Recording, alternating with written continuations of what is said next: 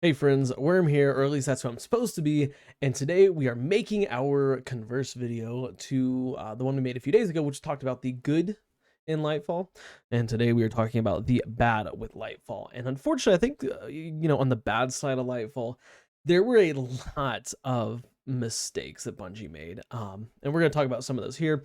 As per usual, this is not a comprehensive breakdown of everything that was wrong or bad. I'm going to forget some things, and that's okay. Just let me know in the comments if I left something out or if you disagree with what I've said here. But I think that most players will probably agree with a lot of what I'm going to say here. But without further ado, let's talk about why Lightfall, or what the bad was in Lightfall. And I think the kind of glaring issue that we have here is with the storyline. Of course, in Lightfall, we got 8 story missions, which followed, without spoiling too much, followed the path of our Guardian as we searched for some mysterious object on Neomona. Yeah, that's it. The story felt very bland.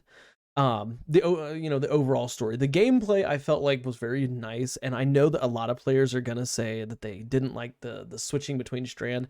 I didn't mind switching between strand and my normal subclass. I thought it was kind of fun. But the actual core of the story was so well, it was odd. Okay, it has us basically, again, spoiler warning right now. Just skip ahead a little bit.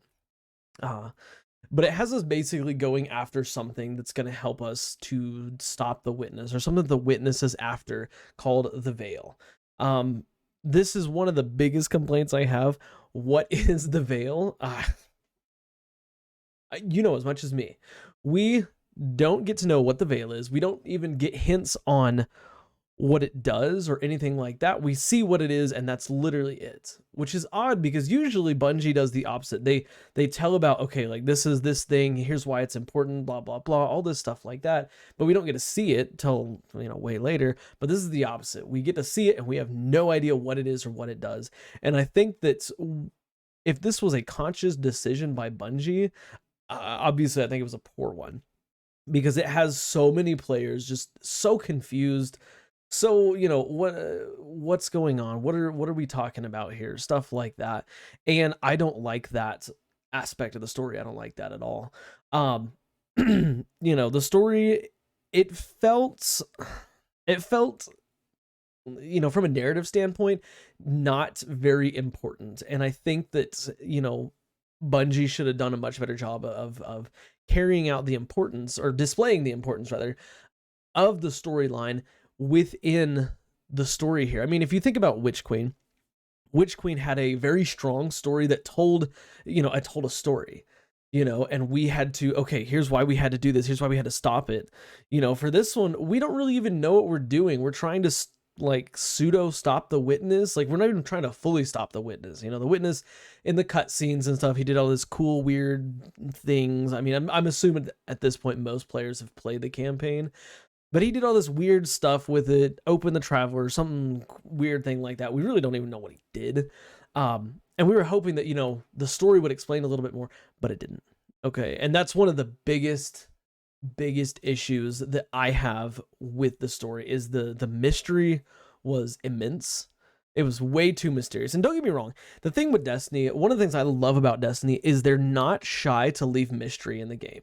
I mean, think about the early days of D2 when you completed the campaign and the light burst out of the traveler and traveled all across the solar system and, the galaxy and stuff like that, and it attracted the pyramid ships. That was an appropriate amount of mystery. Okay, but with this one, there's just, the whole thing is mysterious. It felt like it's almost like, was just an avenue to introduce us to Strand, and the characters were just, avenues to introduce us to Strand. Which, on the note of characters, I just want to say the characters are, by and large, pretty terrible in this expansion. I want to start with the Cloud Striders, which were probably some of the most disappointing characters that have ever been put in Destiny. And they're cool, don't get me wrong. I'm not saying they're not really cool and they don't have some really cool features and stuff like that, but the issue with these characters is, okay, we're gonna start with Rohan. Okay, Rohan was the elder, the elder Cloud Strider. He was a badass. Don't get me wrong. For about, I can't remember, like 4 story missions or something, like halfway through the story, maybe not even that, before he died. He was cool, but he was also one day till I retire type of character. Okay, in the movies when the cop says, "Oh well, I've got one day till I retire. Like I'll go out on this last case," and then he dies or something like that. Like that is what Rohan was, and that's what he felt like. He felt like this badass.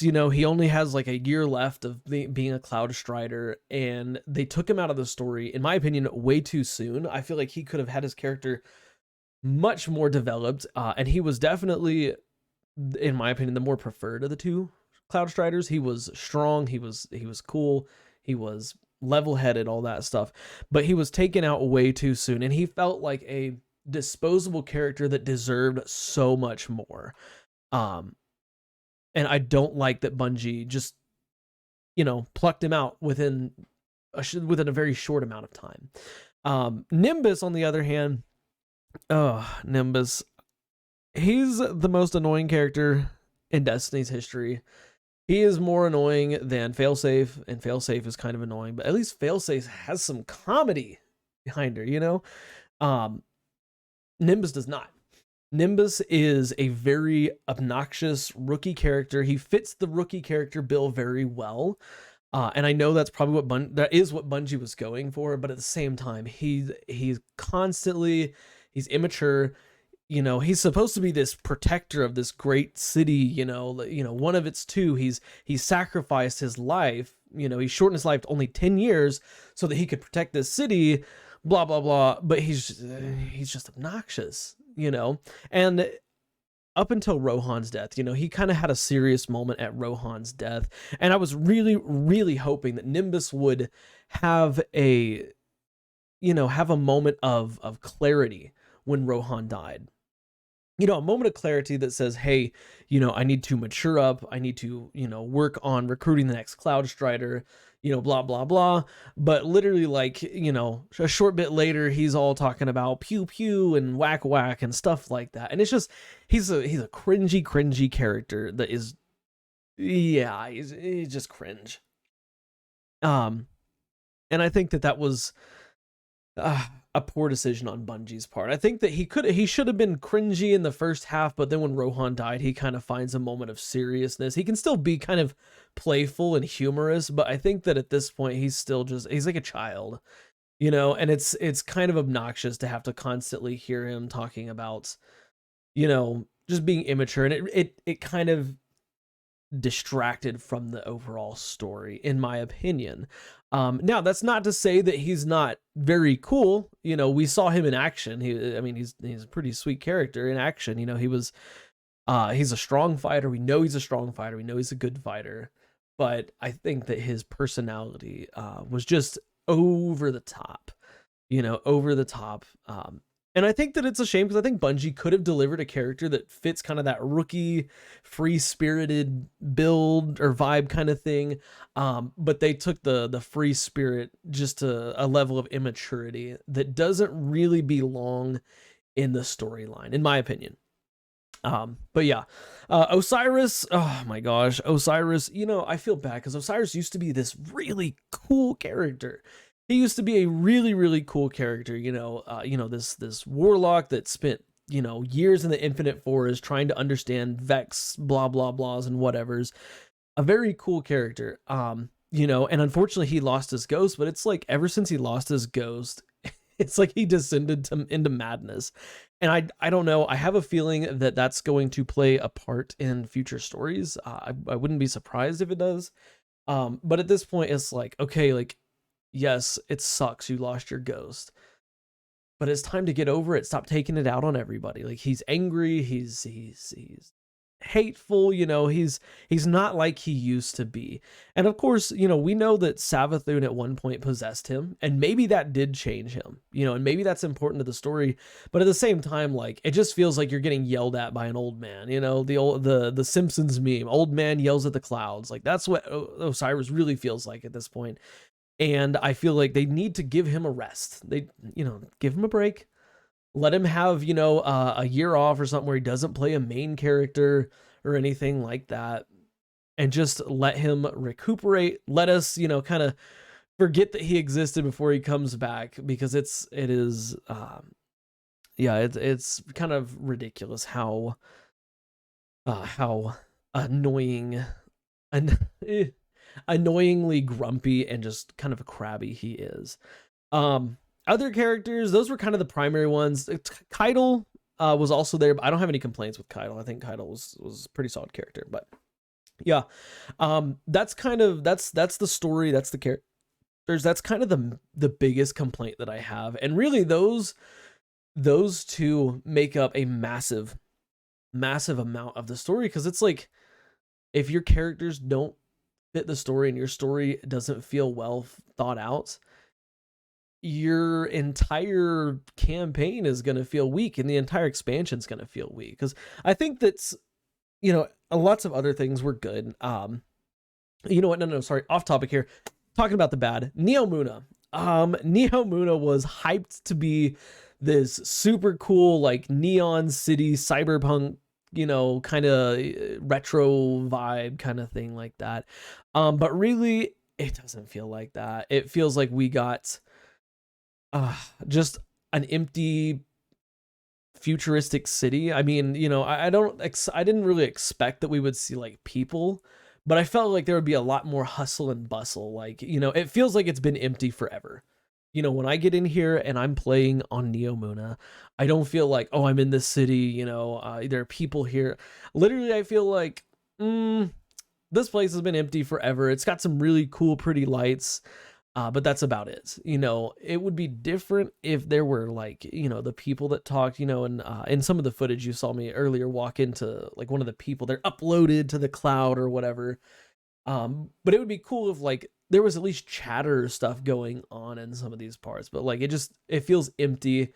And yeah, it doesn't feel like, this thing that we were hyped for, this futuristic city kind of vibe that's, among the clouds and stuff like that. Like, I think Bungie kind of missed the mark on that. And yeah, that's kind of it for Neomuna. As for the weapons, I'm not gonna lie, I was kind of disappointed with the weapons. And I know this is opinionated, not all the weapons, mind you, but a lot of the weapons that came with Neomuna did not feel that great. Obviously, one of the big complaints I had was with primaries. Primary weapons are what make up a Guardian's arsenal. Like, you see me in the background here, I'm using primarily my primary weapon, because that's how it's always been in Destiny. Like, your primary weapon is your go-to for, ad clear and stuff like that. But I feel like, and I know some people are going to disagree, but I feel like the weapons did not fit the bill of, this high APM subclass that we got. Like, the whole thing Bungie was introducing with this expansion was Strand. And Strand, of course, we talked about yesterday, very fun. Okay. But I felt like the weapons that should have accompanied Strand should have been high rounds per minute, or at least more solid, a 900 round per minute SMG, an auto rifle. Instead, we got a 120 hand cannon, a 340 pulse rifle, a 600 RPM submachine gun, and just those, they don't feel great with Strand. Like, you feel like, oh, I'm action, like I'm moving fast, stuff like that. You see me in the background here, I'm using what is the auto rifle called, the exotic auto rifle, Quicksilver Storm. It feels so good with Strand, not just because of its synergy, but it feels good with Strand because it's high rate of fire. I've got high actions per minute, I've got a high rate of fire per minute weapon. It feels like the weapons they added with Lightfall, many of the weapons they added with Lightfall, don't fit the bill of that high actions per minute and stuff, and I'm not a huge fan of that. I think that they could have done a little bit better with the weapons. Now, I haven't fully reviewed all the perks and stuff, so I don't know, maybe there's some good perks in there, maybe there's some things that make him worth it, but as of right now, the weapons, they just don't feel as fast paced as they could have been. Bungie could have done a 540 round per minute pulsar, they could have done a 450 too. You know, something that was just a little bit faster. They could have done a 140 hand cannon, you know, not the fastest hand cannon, but also very solid. But they could have done a 180. 180 would have been great too. But they didn't. They chose to go with all the slowest in certain archetypes of weapons, and I think that was a little bit disappointing. And yeah, that's with the Neomona weapons. But other than that, I think that, yeah, raid's coming out tomorrow. We'll see how the raid goes. I kind of wanted to wait till after the raid so I could add to the good of the battles, but hey, you know what the heck? We'll probably just do an independent raid review because we're gonna be attempting to do a day 1 or day 48 hour whatever raid tomorrow. But yeah, that's all the things I can think about. The issues per se with Strand that I, or not with Strand, with Lightfall that I had, the reasons why I think that it really flopped. Like I said, I've probably missed a lot, so let me know in the comments what you think they did poorly. I'll probably agree with most of what you said, just like in the last video. You know, lots of people pointed out good things that I had missed, and so yeah, point out things that you feel like aren't that great. And yeah, that's it for this video, ladies and gentlemen, and I will see y'all in the next one. Bye for now, guys. Oh, and by the way, don't forget, go check us out on Twitch because we're gonna be live tomorrow to do day 1 raid or day 2 raid with some clanmates and stuff like that. But yeah, other than that, leave a like, subscribe, all that stuff, and I'll catch you on the next one. Bye for now.